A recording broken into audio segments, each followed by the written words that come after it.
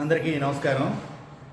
Palasa MLA Gouthu Sirisha గారికి మీకు సూటిగా ప్రశ్నిస్తున్నామా.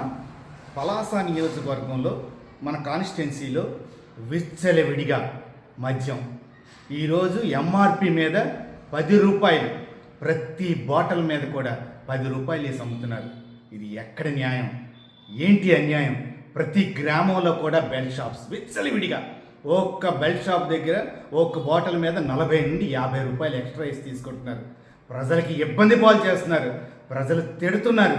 చాలా దారుణంగా ఉంది పలాసలో.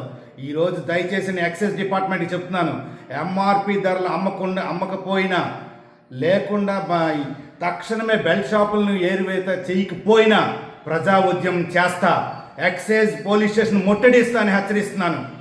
దయచేసి ఎంఆర్పి రేట్ల మీద అమ్మాల్సిందే. ప్రభుత్వం ఇచ్చిన నిబంధనల ప్రకారం బాటిల్ ఎంఆర్పి ధర మీద అమ్మాలి. బెల్ట్ షాపులు రద్దు చేయాలి.